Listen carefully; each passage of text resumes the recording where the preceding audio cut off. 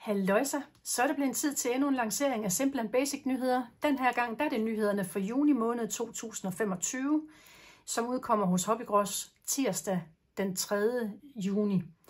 Den her gang der er der 21 nye varenumre. De er fordelt på henholdsvis 10 sæt dies, 3 sæt stempler, 3 styk A5-blokke og 2 forskellige designpakker i henholdsvis 30,5 x 30,5 og i 15 x 15. Og jeg tror faktisk, vi starter nedefra og op og kommer igennem de forskellige nye varenumre. Juni måned er jo nok måske en af årets mest romantiske måneder, i hvert fald når vi kommer til med hensyn til bryllupper. Så det bærer begge designpapirserier præg af, den ene mere end den anden. Den her, den kunne måske også på nogle af motiverne også bruges til noget havestemning. Men lad os nu komme igennem dem. Den ene, den hedder SPP 750, A Sense of Romance. Smukke duesfarver med lidt kirkerumsstemning. Skønne farver. Der er i hvert fald basis for at kunne lave nogle bryllupskort, lykønskningskort. Endnu et kirkerum her. Der er måske så nogle lidt romerske søjler, jeg ved det ikke, men jeg tænker også, at den er meget romantisk til noget slim kort eksempelvis. Der er endnu lidt udendørs romantik og mere. Der kunne være tale om et havebryllup, hvis man tør satse på det herhjemme i Danmark, hvor det lige i øjeblikket i hvert fald sjaskøs regner. Men det er nok tiltrængt med lidt vand. Der har jo været meget tørt i lang tid. Og det har vi nyt. Endnu lidt havestemning. Der er endnu noget havestemning, hvor man jo lige kan sidde og nyde sin kaffe eller te i læ for vind og vejr. Og så måske lige få lidt solstrejf. Og her lidt havepavillon, hvor der kan nydes noget eftermiddagste. Så det var A Sense of Romance, som jo kan bruges til lidt af hvert. Nogle gange, når man bare lige tager et udsnit af et motiv, så er det ikke nødvendigvis smask romantiske. Man kan bruges til eksempelvis en, der godt kan lide haven, eller at være i haven. Den er selvfølgelig også i 15 x 15. Der er der 24 ark. Der er 3 af hver af de her 8 designs, som er fuldstændig de samme designs, som dem vi lige har set i 30,5 x 30,5. Den her, den hedder SPP 550. Fuldstændig de samme motiver, som selvfølgelig kan bruges måske lidt anderledes, når det er, at de er skaleret ned i størrelse. Men det ændrer ikke på, at romantikken, den er der stadigvæk. Jeg skal nok, jeg har brugt dem, både den her serie og den anden serie, som jeg kommer til lige om et øjeblik, på flere af de projekter, som der er med den her gang. Så der kan man se, hvordan og hvorledes. Den anden papirserie, den er endnu mere romantisk. Den hedder All That Love. Den hedder SPP 751, som består af en hel masse mindre motiver, som er oplagte at bruge på de kvadratiske kort, A6-kort, de her bueformede, som ja, de der arch, alt efter om du vender den på den ene eller den anden led, der passer mange af dem til, ikke alle. Og så har vi den her med de små, som kan bruges eksempelvis til A7-kort eller til noget, der er mindre. Man kan også sidde og klippe i det, og det kan man jo selvfølgelig også på alt det andet her. Men lad os komme igennem dem. Smukke, sarte, dues, farver. Jeg synes jo, det emmer af romantik og kærlighed, der er her i luften. Så for lige at vise, hvordan der var ledes eksempelvis. Og jeg har lavet flere kort. De her 2 dies, de har jo egentlig samme format. Det er jo bare hjørnerne på den ene, der er anderledes. Så hvis jeg nu sætter dem på her, så kan man se, at der faktisk er mulighed for, at de kan være der. Så jeg håber, man har syn for sagen med det her. Så og endnu nogle, som jo er oplagte til enten de kvadratiske eller til de runde. Men jeg må også sige, at jeg har brugt en af dem, jeg kan ikke huske hvilken, til et rektangulært kort. Så det kan de altså også. Så er der flere par her. Lidt af det hele, håber jeg, med lyst hår, mørkt hår, hudfarve osv. Så jeg håber, at der er lidt for enhver smag. Og endnu noget romantik, og ligesom det jeg sagde før, der er de her måske oplagte til de runde eller kvadratiske, men selvfølgelig også til de rektangulære. Her er der et par af motiverne, eller i hvert fald det her, der går igen fra den store, den anden serie, der hedder 750, bare nedskaleret. Og igen, den er endnu mindre, end den der var i 550, som er 15x15 varianten af den store 30,5, vi så lige før. Og der er endnu et par stykker af dem fra den foregående blok. Jeg synes, motiverne de egner sig godt. Så er der nogle af de her skønne gamle biler til de nygifte. Og så er der alle de her små elementer, som man kan bruge på A7-kort eller noget, der er mindre. Men lad os lige tage i 15x15, før vi hopper videre til dice, hvor de har været brugt. De her motiver, de er jo noget mindre i SPP 551. De er oplagt at bruge, eksempelvis til A7, eller til små labels, eller til runde små markader. De er smukke og fine, synes jeg. Jeg synes, de er vanvittigt flotte. Og jeg vil ønske, at jeg kunne sammensætte malerier på den måde, som vedkommende har gjort her. Smukke motiver i miniformat. Så hopper vi videre til blokke. Dem er der 3 af. I har taget rigtig, rigtig godt imod de blokke, der er blevet lanceret tilbage i 2024. Jeg har også lanceret et par stykker i 25. Nu tager vi lige 3 mere i henholdsvis SPP 969, som er sådan nogle sommerpasteller. Der er 8 farver heroppe i en lys tone. Fuldstændig samme er bare nogle toner mørkere hernede. Så skønne, skønne sommerpasteller. Og det hedder den også. SPP 969. Dejlige farver. Der er på begge sider i en skøn kvalitet, der hedder 240 gram ensfarvet.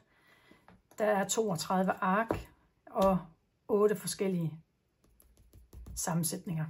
Så er der Flowers in my garden, og igen, det er naboens have, jeg kigger på, fordi jeg har ikke forstand på blomster, men hun har nogle sindssygt flotte fortovsblomster, som vi andre vi kan nyde udsigten til. Det er SPP 970, og inspirationen er altså kommet fra nabo Jyttes have. Hun kan noget. Så der er altså til en masse smukke og farverige blomster i den her. Og når der er blomster, så er der også blade og grene. SPP 971 in the forest. Egentlig fordi, at jeg havde taget udgangspunkt i skovfarverne med træer og bark og jord og sand og lidt skovsø og alt muligt. Men alle de her grønne farver passer jo selvfølgelig til alle de her blomsterfarver. Igen, der er på begge sider dejlige farver. Jeg er glad, og det håber jeg også, at I bliver. I har i hvert fald taget godt imod alle de andre, der har været. Så var der den. Så har vi nogle stempler. Dem er der 3 af. Igen i forbindelse med alle de her romantiske billeder fra de 2 designark, så er der også lavet stempler, der passer til anledningen. Det er en hel masse bryllupsrelaterede tekster. Der er 1, 2, 3, 4, 5, 6, 7, 8 i den her font, som I kender i forvejen fra rigtig mange af mine stempler, SBC 204. Jeg har brugt en af dem her, hvor jeg har embosset med en smuk platinumfarve. Det var SBC 204. Så springer vi til SBC 206, og dermed så kan jeg lige så godt indrømme, at vi har pillet nogle stempelsæt ud her fra juni måned, som så er overført til juli måned, så der kommer der så nogle andre stempler. SBC 206, hjerteligt tillykke, bare fordi, og en kærlig hilsen. I har også forspurgt på flere af de her lidt snirklede skrifter, som I lige mangler til et kort. Og der har jeg brugt den på det her Arch-kort. Hjerteligt tillykke, direkte stemplet og embosset på motivet. Jeg må så sige, hvis der er nogen, der lige sidder og siger, at det er ikke særlig pænt. Og det giver jeg ret i. Altså stemplet synes jeg, der er pænt. Men måden, som det er embosset på, er ikke mega godt. Men det var simpelthen fordi, at jeg var lidt dum. Jeg fik først stemplet og embosset efter, at jeg havde fået sat hele det her kort sammen. Og så var jeg bange for at komme til at give det for meget varme. Så det har kun lige fået den varme, der skulle til, for at pulveret, embossingpulveret er smeltet, men ikke er smeltet nok sammen, fordi så vidste jeg, så ville det både begynde at vride og gøre ved. Så my mistake. Jeg vil ikke love, at det ikke sker igen, men nu ved man, hvorfor at det ser en lille smule grynet ud. Det er simpelthen ikke fået mere end lige det skulle have. Så er der endnu et stempelsæt. Det her det er på engelsk, som er sådan et kombinationssæt, men mange af de her små ord kan bruges alene. Det er SBC 207, hvor man siger sending all my love, sending all my love your way, sending get well wishes, og så videre, og så videre. Så der er sådan lidt til den gode karma at sende videre til nogen. Jeg kan eksempelvis vise dem her. Sending hugs and kisses. Den har vi også her. Og sending love and sympathy your way. Det var stemplerne. Så tager vi dice, og vi starter fra den store ende. Det var nogle af de her kort, som jeg lige viste. SBD 556, som er det her lidt old paper-agtige. Det er sådan lidt flossede kanter, og med en lidt ujævn pierced kant. Den pierced kant, som I kender i forvejen fra rigtig mange af mine dies, det er nu blevet noget gammelt noget. I hvert fald i det udtryk, der er her. Det her sæt, der er der nogle blomster, og der er en rektangel med add-ons.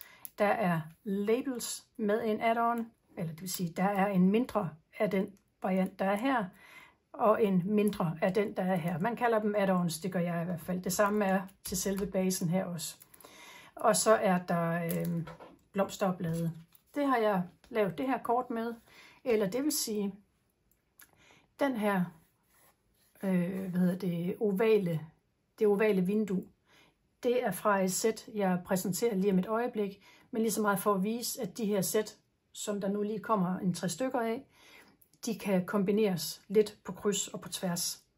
Men den anden største, eller den mindste af de store i A5-formatet her, er den, jeg har brugt på det her kort, som er et A5-kort. Og så har jeg brugt blomsterne og bladene herfra. Stempelsættet, som var et kombinationsstempelsæt, som jeg præsenterede lige før. Og så har jeg brugt ovalen fra det sæt, der kommer lige om et øjeblik. Her, der har jeg brugt de 2 ovaler og de 2 baser. og kombinationssættet og blomstermotiv fra sidste måned. Grøftekant-serien, som jeg har taget rigtig godt imod. Her har jeg brugt den mindste af de runde og kombinationssættet her, og endnu noget fra Grøftekant papirserien. Og så har jeg brugt, begge de 2 dies her. Så det var SPD 556. SPD 557, det er det populære format, der hedder 5x7 inch, det vil sige 12,7 x 17,8 cm. Der har jeg lavet et enkelt kort, hvor jeg har lavet, jeg har brugt den her, som laver hullet. Det kan man lige se. Og så har jeg standset den samme ud i sort og bare brugt indmaden. Og så har jeg brugt, label herovre fra denne her og lagt her ovenpå. Og nu vrøvler jeg. Det er nemlig ikke det, jeg har gjort. Jeg har brugt den her til at lave kikhullet med, og så har jeg gjort tilsvarende i det sorte og lagt ned. Og så har jeg brugt den her til at standse den her ud. Sådan var det. Og den store her, som der laver vinduet, har jeg brugt på det her kort. Det er ikke meningen, jeg vil forvirre jer. Det var simpelthen en fejl, at jeg lige kom til at sige det. Det beklager jeg. Så den her, den laver et vindue og en label, og et vindue og en label, vindue og label, vindue og label. Det er det, man får i det her sæt. Her har jeg også brugt begge baserne til det her. Den her kommer jeg tilbage til. Så det var altså SPD 557. Og hvis jeg så lige skal slå fast, hvad det er, der er i 556'eren, der er det ren labels. Der er der ikke nogen vinduer. Det er udelukkende her, der er vinduer i den yderste. De her er ens, bare forskellige størrelser. Og så glemte jeg faktisk at sige, at den yderste af de her, den passer til et et A6 kort, og det har jeg brugt her, som jeg også kommer tilbage til. SPD 556, SPD 557, så er der SPD 558, som er en kombination af A6 og A7, og så er der et par labels, der kan bruges. Der skal vi lige se. Her har vi i A6-format. Jeg har lavet i A7 henholdsvis sådan et lille gavetag og det her lille gavetag. De her to passer jo ind i hinanden, bare brugt hver for sig. Så er der den her og den her. Der. Den der har jeg ikke brugt endnu. Der var plads til at lave sådan en lille fætter, og det benyttede jeg mig af. Jeg har brugt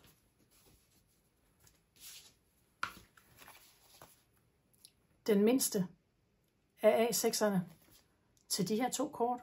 Igen for at vise, at de store motivark fra 751'eren, All That Love, der passer de her til at standse motiverne ud.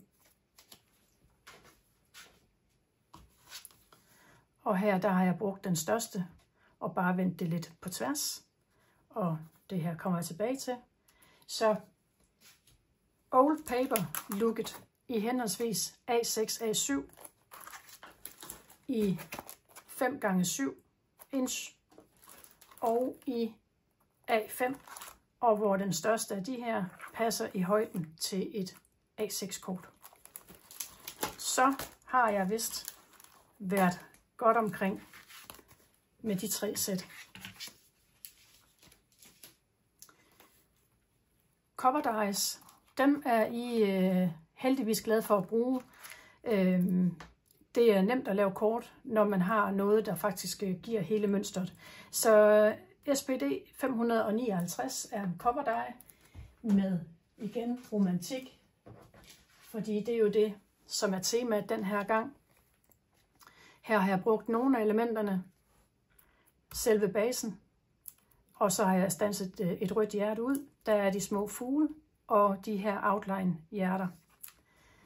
Den laver alle de her små fine huller, som man i princippet kunne man jo komme små halvperler i, eller man kunne lægge noget glitter bagved, så man fik en eller anden spændende effekt. Her har jeg brugt, jeg har standset den her ud, og så kommer der per automatik, når man laver det her hul, kommer der et stort hjerte ud, som fylder hele hullet. Det har jeg hævet på nogle skumplader, og så har jeg lagt fuglene og hjertet på her, og så med teksterne fra, jeg kan ikke huske, om det var april eller maj måned, men nogle af de her tekstplates med bryllupstema. Det er nemt at lave lykønskningskort, eller for den sags skyld invitationer til et bryllup med de her.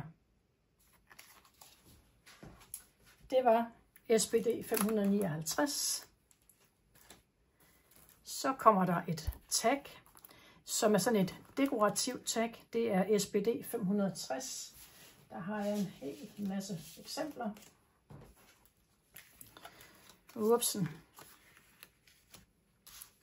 Skal vi se. Den har en base, som har sådan en slids heroppe.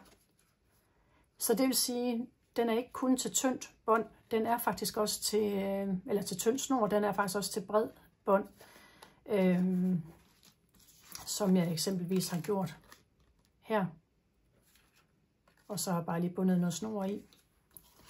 Så er der en add-on her, som også kan bruges til at skrive en hilsen på, bag på det her kort, eksempelvis, eller det her tag. Hvis man binder noget på en gave, kan man lige skrive en hilsen her bagpå. Den kunne også sagtens bruges til, den passer til gavekort størrelsen. Det er der jo rigtig meget af det, jeg laver, der gør, fordi at der er rigtig mange, der ønsker sig gavekort, og de har jo typisk det her samme format, der hedder 5x8 cm. Så det er det, jeg mange gange benytter mig af at lave noget til. Nu er det jo så det her fine havetema, der er, eller bryllupstema. Det kunne jo sagtens være et gavekort til en, der ønsker sig noget fra en gartnerbutik, gartnerhal, et eller andet. Så var det jo oplagt med det. Her har jeg bare lagt det dobbelt, og så kan man så skrive, altså der er mønster på den ene side, og helt hvidt på den anden. Lidt lim på, og så er det jo good to go, og ser fint ud på en lille... Det kunne være en flaske rosé eller en gave. Så det var SPD 560. Den her vender jeg tilbage til. Lidt pyntet med den her bord, der er på.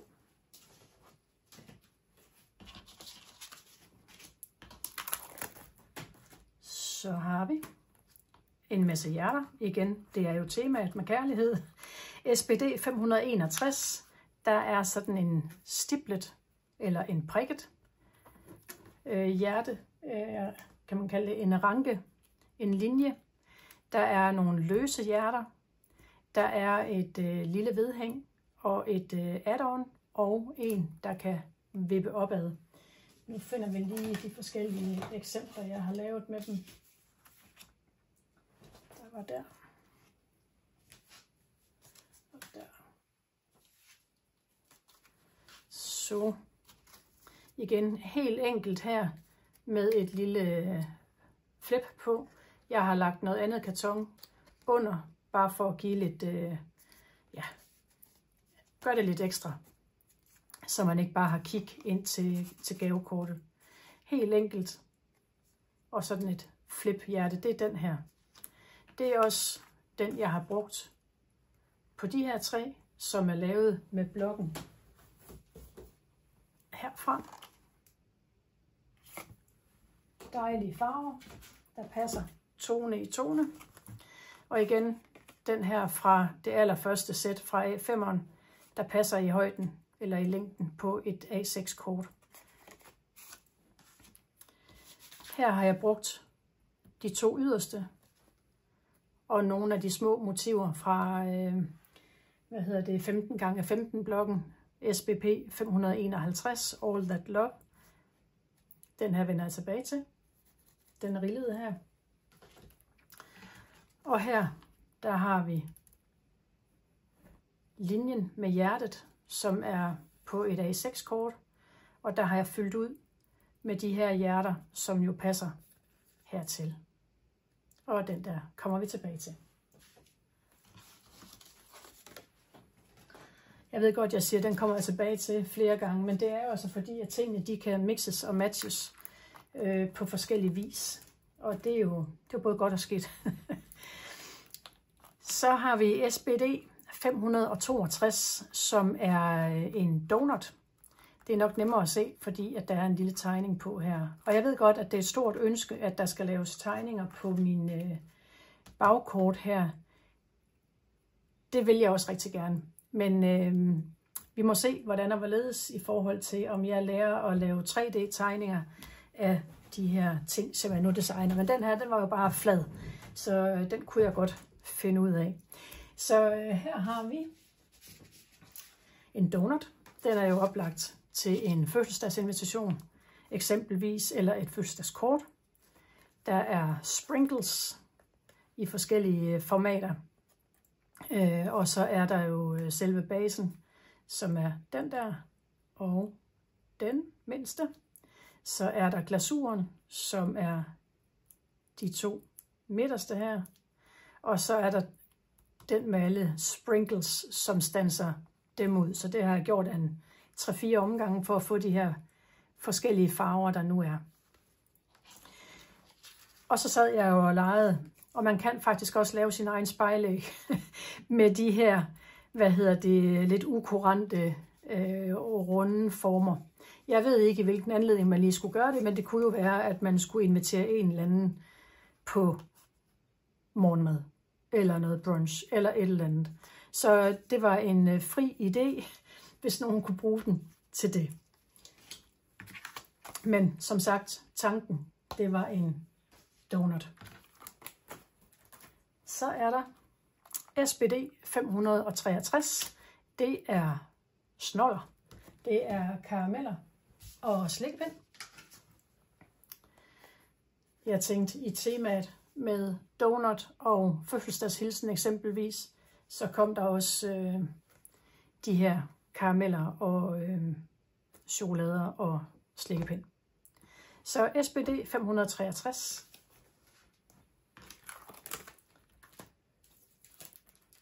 SBD 564, hjerteformen. Den har jeg brugt på flere forskellige. Den har vi her. Den består af 3 dele. Den består af selve tagget, så består den af et hjerte, og så består den af en hjerteform med udstansede riller i. Her har jeg brugt dem alle 3, det vil sige selve tagget. Så har jeg stanset et hjerte ud, og bagefter stanset ud med den her rille, som man kan stikke eller vikle ting ind og ud af. Her der har jeg brugt selve hjertetagget, og så har jeg brugt selve hjerteformen, og dermed fået en ramme. Og så har jeg så i selve basen her stanset ud med den her med rillerne. Og så får man den her effekt. For at man ikke skal kunne kigge direkte ned til den hilsen, der er skrevet, så har jeg sat vellum i. Man vil nok godt kunne ane det alligevel, men det var sådan tanken, at der var en hilsen her bagved.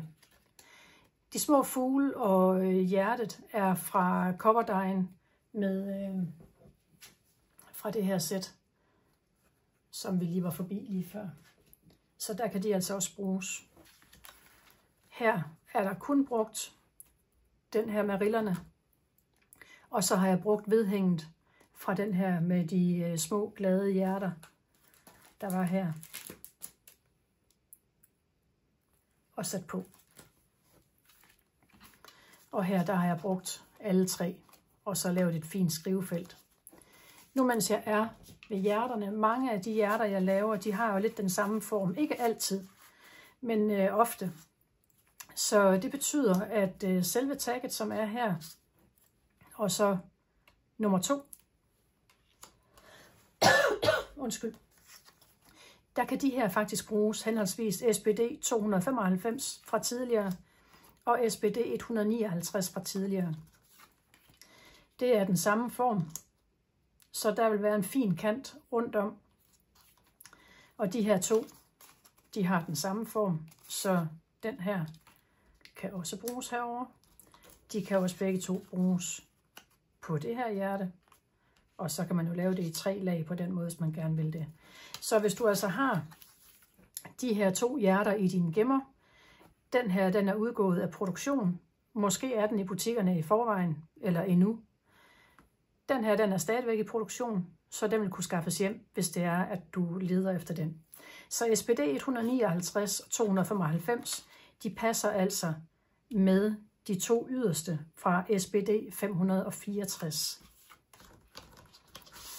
Og så er der måske nogen, der tænker, jamen passer de så også sammen med hjertet fra Danske Streger? Det gør det ikke. Eller det vil sige, de 2 hjerter fra Danske Streger kan godt være her i, men den har ikke helt samme form. Så, men prøv dig frem, om du synes, det går. De her har den samme form. Dem kan jeg stå indenfor. De ser fine ud sammen. Så det var SPD 564 med de her all lined up hjerteform hjertetag. Så kommer vi til den aller sidste. Endnu en gang en masse kærlighed. SPD 565. Der er 8 engelske tekster, der hedder Always and Forever, Love, Hooray for You, Just Married, Congratulations, Best Wishes, Happy Anniversary og Congrats. De er brugt på en hel masse her.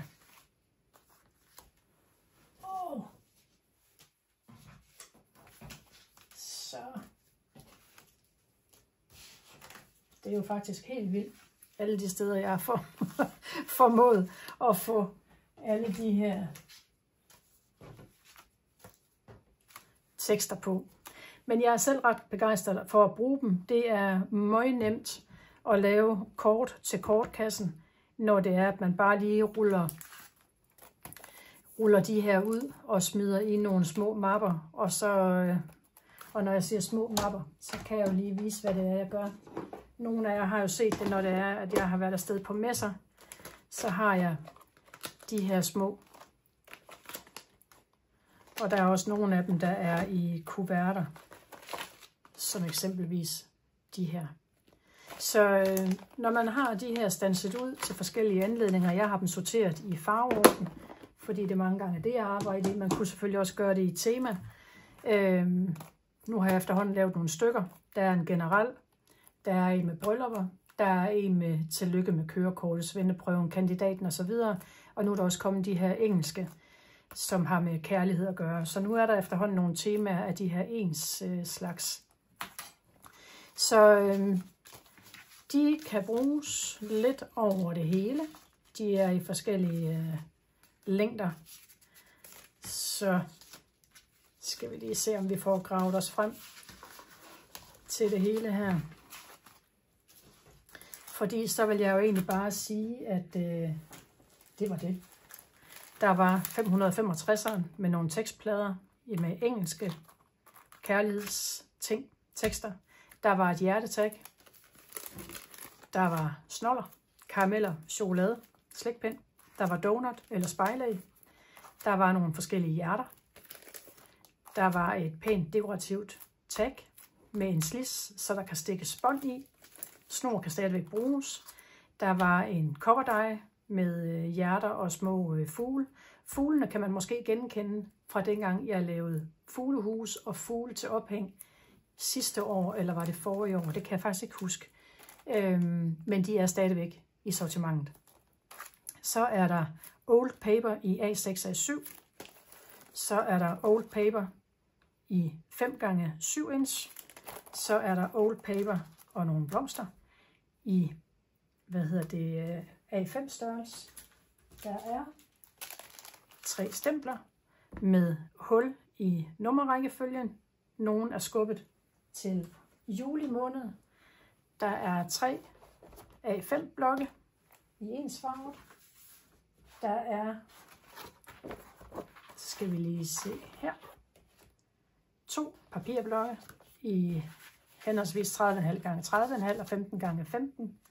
Så på den måde, så revnede vi igennem alle 21 nye varenumre, som udkommer hos Hobbygross tirsdag den 3. juni 2025.